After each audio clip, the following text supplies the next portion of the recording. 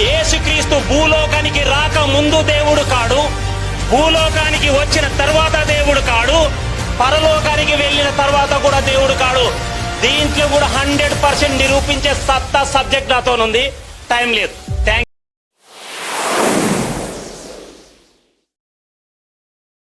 అందరికీ వందనాలండి.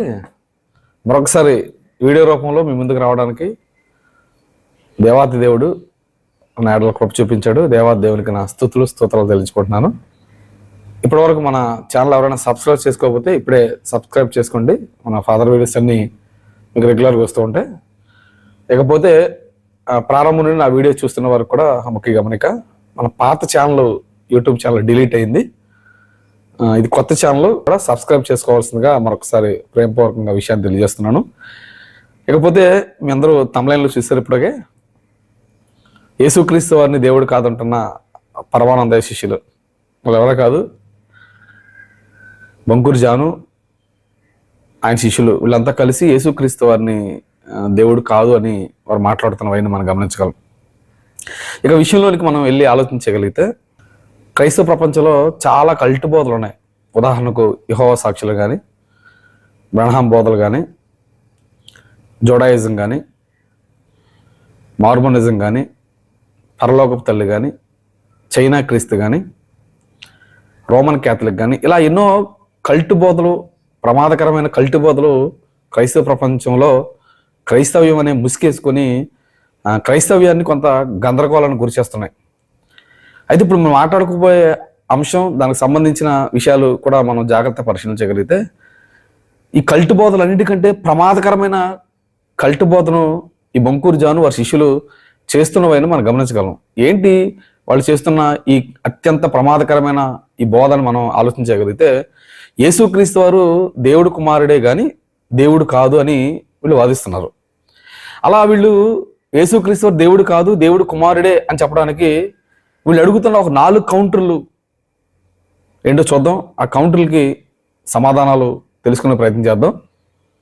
జాగ్రత్తగా మనం విషయంలోనికి వెళ్ళి ఆలోచించగలిగితే, వారు వేసే ఫస్ట్ కౌంటర్ ఏంటంటే, యేసుక్రీస్తు వారు దేవుడు కాదు అనడానికి వారు వేసే ఫస్ట్ కౌంటర్ ఏంటంటే, ఈరోజు మనం నేర్చుకున్న విషయం ఏంటంటే, యేసు ప్రభు తాను కానీ తన శిష్యులు కానీ తనకు ముందున్న ప్రవక్తలు కానీ ఎప్పుడు యేసు ప్రభువును దేవుడని వాళ్ళు చెప్పలేదు, నేను దేవుడైన యెహోవానని ఈయన చెప్పుకోలేదు. యేసు దేవుని కుమారుడు మాత్రమే, దేవుడు కాదు.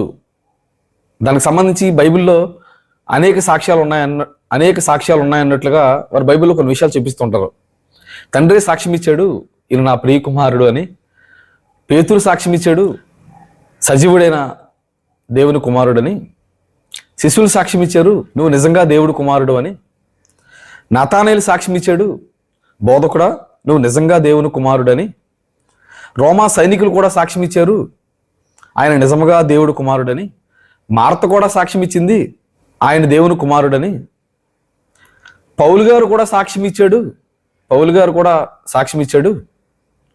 యేసే దేవుని కుమారుడని.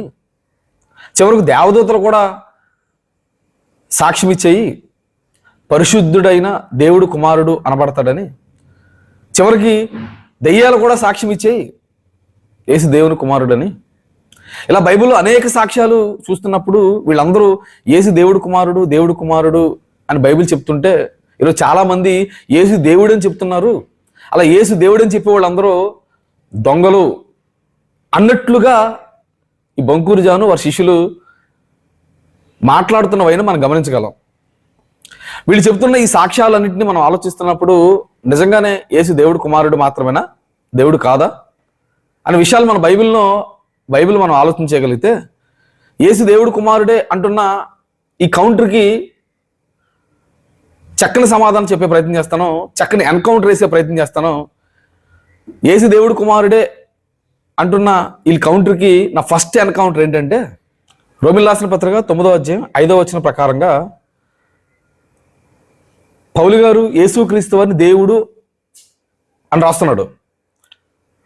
అంటే పౌలు గారు కూడా మీ దృష్టిలో దొంగబోధకుడేనా? ఇది నా ఫస్ట్ కౌంటర్. దీనికి సంబంధించిన రెండో కౌంటర్ ఏంటంటే, యోహాను సువార్త 1వ అధ్యాయం 1వ వచనం ప్రకారంగా యోహాను గారు కూడా యేసుక్రీస్తు వారి దేవుడు అని రాస్తున్నాడు. అంటే మీ దృష్టిలో యోహాను గారు కూడా దొంగ బోధకుడేనా? పరమానందయ్య వారి శిష్యులు గమనించాలి. ఇక దీనికి సంబంధించి నా మూడో కౌంటర్ ఏంటంటే హెబ్రీ పత్రిక 1వ అధ్యాయం 8వ వచనం ప్రకారంగా దేవా అని సంబోధిస్తున్నాడు. హెబ్రీ పత్రిక 1వ అధ్యాయం 10వ వచనం ప్రకారంగా ప్రభువా అని తండ్రే తన కుమారుణ్ణి దేవుడు అని సంబోధిస్తున్నాడు. అంటే మీ దృష్టిలో తండ్రి అని దేవుడు కూడా దొంగబోధకుడేనా? మిస్టర్ పరమానందయ్య వారి శిష్యులు గమనించాలి. యేసు దేవుడు కుమారుడు మాత్రమే అని మీరంటూ దేవుడు అంటున్న వారు దొంగలు అంటున్నప్పుడు, అపోస్తలుడైన పౌలు యేసుని దేవుడు అంటున్నాడు, అపోస్తలుడైన యోహాను యేసుని దేవుడు అంటున్నాడు, తండ్రి అయిన దేవుడు యేసుక్రీస్తు అని దేవుడు అంటున్నారు. మీ దృష్టిలో వీళ్ళు ముగ్గురు దొంగలా? ఒక్కసారి మీరు ఆలోచించండి. మీకు అవకాశం ఉంటే, మీకు చేతనైతే దీనికి సమాధానం చెప్పే ప్రయత్నం చేయండి. అలాగే క్రైస్తవ ప్రపంచం కూడా వీరు బోధనలు గమనించాలి. వీరి విషయమే కొన్ని జాగ్రత్తలు తీసుకోవాలి. మీ ప్రాంతాలకు వీళ్ళు వస్తే తరిమి పాలదోలాలి. ఇది వారు ఇస్తున్న ఫస్ట్ కౌంటర్కి నా వెనక కౌంటర్. ఇక యేసుక్రీస్తు దేవుడు కాదు అని చెప్పడానికి ఈ పరమానంద శిష్యులు వాళ్ళు ఇస్తున్న రెండో కౌంటర్ ఏంటంటే, యోహాను సువార్త 20వ అధ్యాయం 21వ వచనం ప్రకారంగా యేసు దేవుని కుమారుడైన క్రీస్తు అని మీరు నమ్మి ఆయన నామమందు జీవం పొందినట్లు ఇవి రాయబడ్డాయి అనే ఈ వాక్యాలు చూపిస్తూ, యేసు దేవుడు కుమారుడు అని నమ్మితేనే నిత్యజీవం అంటున్నారు. వాళ్ళు వేసేది రెండో కౌంటరు. దీనికి సంబంధించి నేను వారికి వేసే ఎన్కౌంటర్ ఏంటంటే, నేను వేసే ఫస్ట్ కౌంటర్ ఏంటంటే, యేసుక్రీస్తు వారు దేవుడు కుమారుడు నమ్మితే చాలా. అలా అయితే మత్తయి సువార్త 8వ అధ్యాయం 21వ వచనం కానీ, లూకా సువార్త 8వ అధ్యాయం 28వ వచనం కానీ మీరు గమనించగలిగితే దెయ్యాలు కూడా యేసుని దేవుడు కుమారుడు నమ్ముతున్నాయి. అంటే మీ దృష్టిలో దెయ్యాలు కూడా దేవుని కుమారుడు నమ్ముతున్నాయి కనుక దెయ్యాలు కూడా పరలోకం వెళ్ళిపోతాయా? ఒక్కసారి మీరు ఆలోచించాలి. పరమానందయ్య వారి శిష్యులు గమనించాలి. అసలు యోహాను సువార్త 20వ అధ్యాయం 21వ వచనంలో ఆ రోజున్న శిష్యులు యేసుక్రీస్తు వారిని దేవుడు కుమారుడు అని ఎందుకు ప్రకటించవలసి వచ్చింది, దానికి గల కారణాలు ఏంటని మనం జాగ్రత్తగా ఆ బైబిల్ పరిశీలన చేయగలిగితే, ఆ రోజున సమాజం యేసుక్రీస్తు వారిని దేవుని కుమారుడుగా వాళ్ళు అంగీకరించలేదు కనుక వాళ్ళు దేవుని కుమారుడు అని పదే చెప్పవలసిన అవసరం వచ్చింది.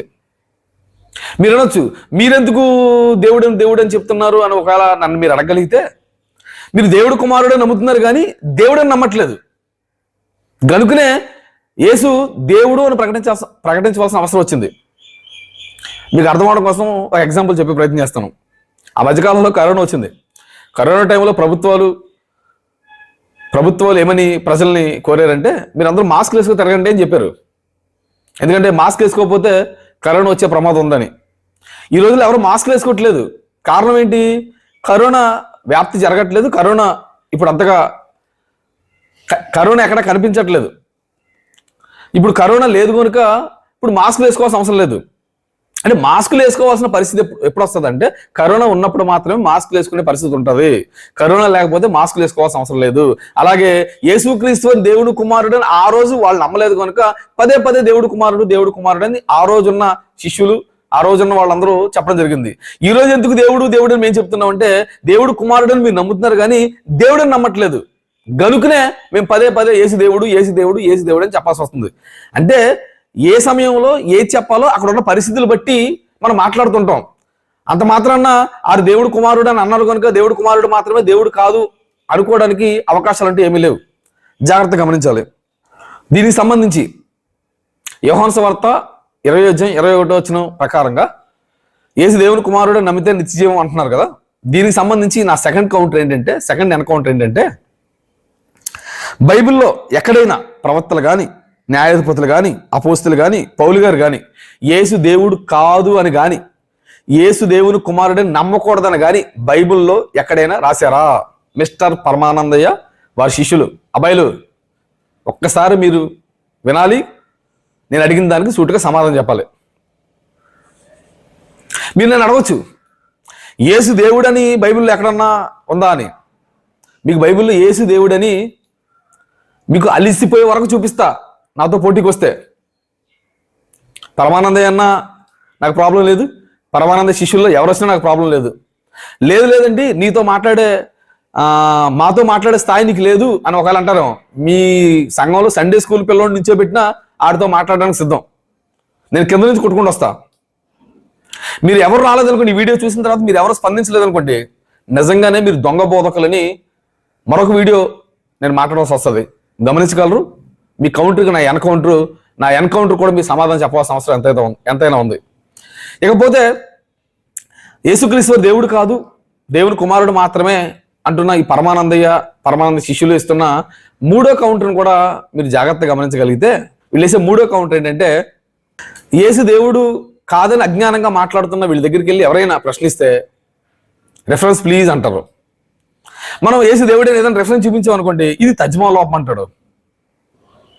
గ్రీకులు అలా లేదు, హెబ్రీలు అలా లేదని వీళ్ళకి ఏదో గ్రీకు హెబ్రీ బాగా వచ్చినట్లుగా మాట్లాడుతూ ఆ రెఫరెన్స్ని అనువాదం లోపం అన్నట్లుగా కొట్టిపడిస్తుంటారు. దానికి సంబంధించి భగవాన్ దాస్ మాట్లాడుతున్న, పరమానంద శిష్యుడు భగవాన్ దాస్ మాట్లాడుతున్న ఈ వీడియోని గమనించగలరు.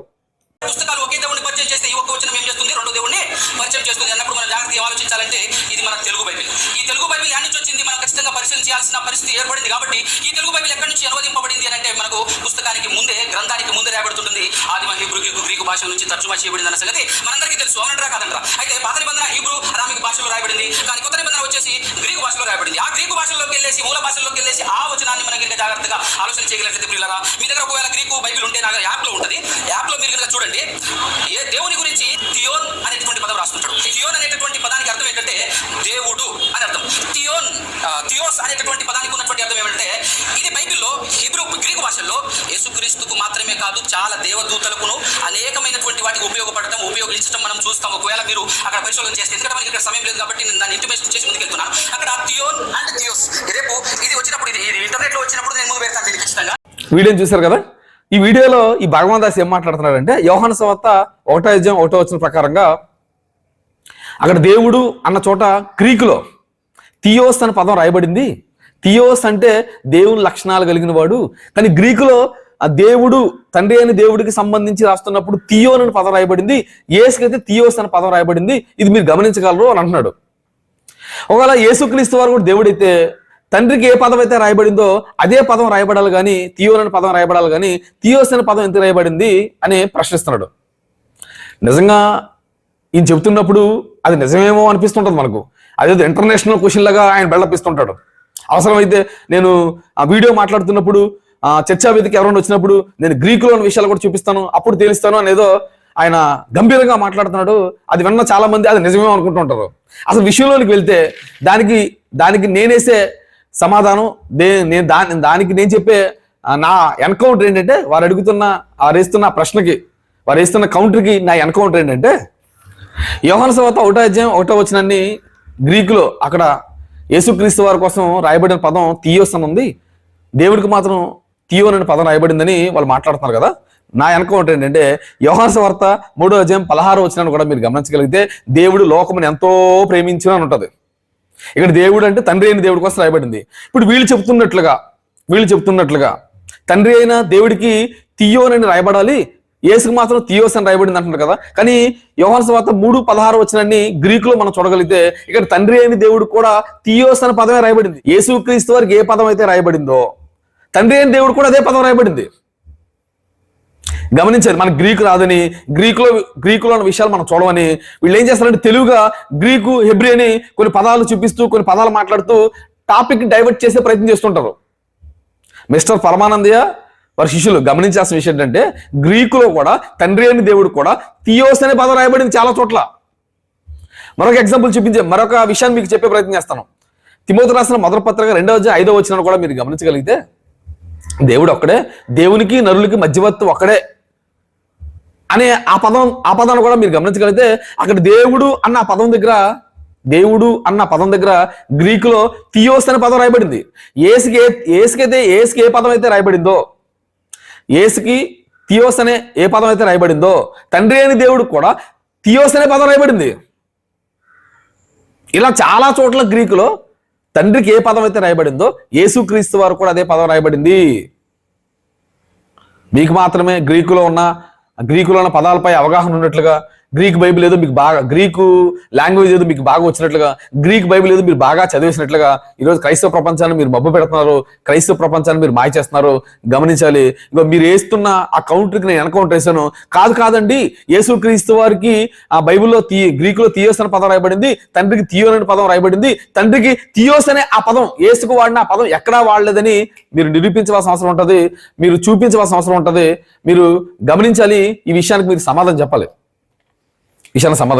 అంటే వాళ్ళు వేస్తున్న ఆ మూడో కౌంటర్కి యేసుకు థియోస్ అనే పదం రాయబడింది, తండ్రికి థియో అనే పదం రాయబడింది అన్నదానికి కూడా నేను చెప్తున్నాను, తండ్రి అయిన దేవుడు కూడా యేసుక్రీస్తు వారికి ఏ పదం అయితే రాశారో థియోస్ అనే పదం, అదే పదం తండ్రి అయిన దేవుడు కూడా వాడబడినట్లుగా రాయబడినట్లుగా నేను కొన్ని విషయాలు మీకు చూపించడం జరిగింది. ఇక వాళ్ళు వేసే పరమానంద శిష్యులు వేసే నాలుగో కౌంటర్, యేసు దేవుడు కాదు అనడానికి పరమానంద శిష్యులు వేసే నాలుగో కౌంటర్ను కూడా మీరు చూడగలిగితే, ఇదో ఈ కిట్టయ్య మాట్లాడుతున్న ఈ వీడియోను కూడా మీరు గమనించగలిగితే, యేసుక్రీస్తు భూలోకానికి రాక ముందు దేవుడు కాడు, భూలోకానికి వచ్చిన తర్వాత దేవుడు కాడు, పరలోకానికి వెళ్ళిన తర్వాత కూడా దేవుడు కాడు. దీంట్లో కూడా 100% నిరూపించే సత్తా సబ్జెక్ట్ నాతోనుంది. టైం లేదు. వీడియోస్ చూసారు కదా. ఈ కిట్టయ్య మాట్లాడుతున్న దాన్ని మీరు గమనించండి. ఈ కిట్టయ్య ఏమంటాడంటే, యేసు పరలోకంలోని దేవుడు కాదంట, భూమి మీదకి వచ్చినప్పుడు దేవుడు కాదంట, భూమిని విడిచి పరలోకానికి వెళ్ళిపోయినప్పుడు దేవుడు కాదంట. ఆయన టైం లేదంట చూపించడానికి. నీకు టైం లేకపోవచ్చు, మేము టైం ఖాళీ చేసుకొని మాట్లాడుతున్నాం. నీకు దమ్ము, నీకు ధైర్యం, బైబిల్పై నీకు సబ్జెక్ట్ ఉంటే యేసు దేవుడు అని నిరూపించడానికి నేను సిద్ధంగా ఉన్నాను. యేసు దేవుడు కాదని నిరూపించడానికి నీ దగ్గర సబ్జెక్టు సత్తా ఉంటే రావాల్సిందిగా కూర్చున్నాను. ఇకపోతే ఈ కిట్టయ్య మాట్లాడుతున్నట్లుగా నిజంగానే యేసుక్రీస్తు పరలోకంలో దేవుడు కదా అంటే ఖచ్చితంగా పరలోకంలో దేవుడేనండి. దానికి బైబిల్ ఆధారం కూడా ఉంది. ఫిలిప్పీయులకు రాసిన పత్రిక 2వ అధ్యాయం 6వ వచనాన్ని మీరు చూడగలిగితే, ఆయన దేవుని స్వరూపం గలవాడే ఉండి దేవునితో సమానముగా ఉండుట విడిచిపెట్టకూడని భాగ్యమని ఎంచుకొనలేదు గాని దేవునితో సమానంగా ఉండేవాడంట. భూమి మీదకి రాకముందు కిట్టయ్య నీకు సరిగ్గా బుర్ర పనిచేయట్లేదు అనుకుంటున్నాను. మీ గురువు గారికి పనిచేయట్లేదు, మీకు పనిచేయట్లేదు. ఆయన భూమి మీదకి రాకముందు దేవుడే, భూమి మీదకి వచ్చిన తర్వాత కూడా దేవుడే. చూస్తారు రిఫరెన్స్ లోకాసు వార్త 17వ అధ్యాయం 12 నుంచి 18 వచనాలు మీరు గమనించగలిగితే, యేసుక్రీస్తు వారు 10 మంది కుష్ఠరోగులు బాగు చేస్తాడు. 10 మంది కుష్ఠరోగులు బాగు చేసినప్పుడు ఈ 10 మందిలో ఒకడు మాత్రం తిరిగి వచ్చి ఏం మాట్లాడుతున్నాడు చూడు కిట్టయ్య. 15వ వచనం, వారిలో ఒకడు తనకు స్వస్థత కలుగుట చూచి గొప్ప శబ్దంతో దేవుని మహింపరచుచు తిరిగి వచ్చి ఆయనకు కృతజ్ఞతాస్తుతులు చెల్లించు ఆయన పాదముల యొద్ద సాగిలపడును, వాడు సమరయుడు. వారిలో ఒకడు తనకు స్వస్థత కలుగుట చూచి గొప్ప శబ్దంతో దేవుని మహింపరచుచు తిరిగి వచ్చి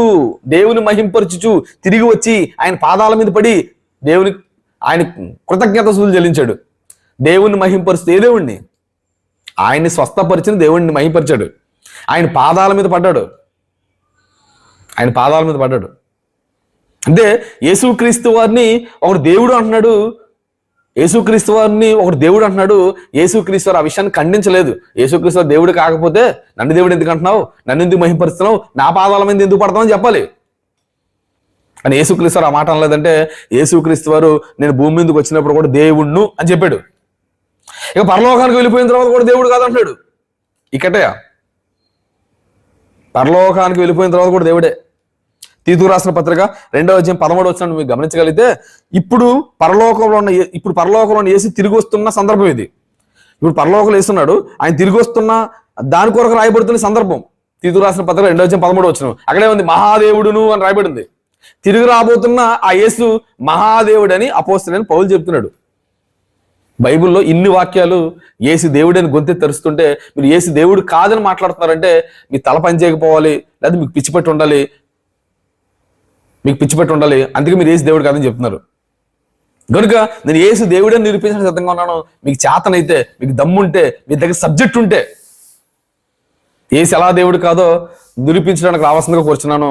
యేసు ఎలా దేవుడో నిరూపించడానికి సిద్ధంగా ఉన్నాను. కనుక ఈ వీడియో చూస్తున్న వాళ్ళందరూ గమనించాలి. ఈ వీడియోను బంకూరు జానికి, అలాగే కిట్టయ్యకి, భగవాన్ దాస్కి చేరేలా షేర్ చేయండి. దేవుని మహింపరచండి. యేసే దేవుడని అనేకులు ప్రకటించండి. Thank you. అందరికి వందనాలు.